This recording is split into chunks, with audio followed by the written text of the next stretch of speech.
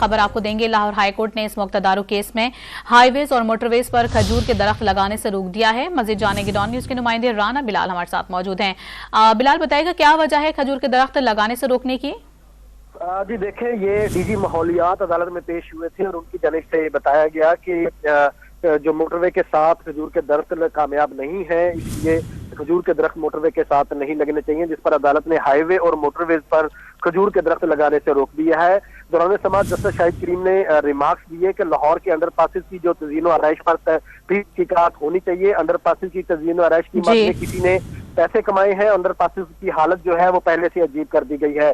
इसके साथ साथ अदालत ने यह भी रिमार्क दिए कि पानी को जाया होने से बचाना चाहिए। रिपोर्ट बता रही है कि 2026 और 27 में पानी खत्म हो जाएगा और यहाँ भी टैंकर चला करेंगे। अदालत ने आइंदा समाज पर डीजी माहौलियात और तमाम मुतल्लिका लाहौर हाईकोर्ट ने इस मुक्तदारू केस में अहम अहकाम जारी किए हैं। तफसीलात बताते हैं राना बिलाल, शुक्रिया आपका।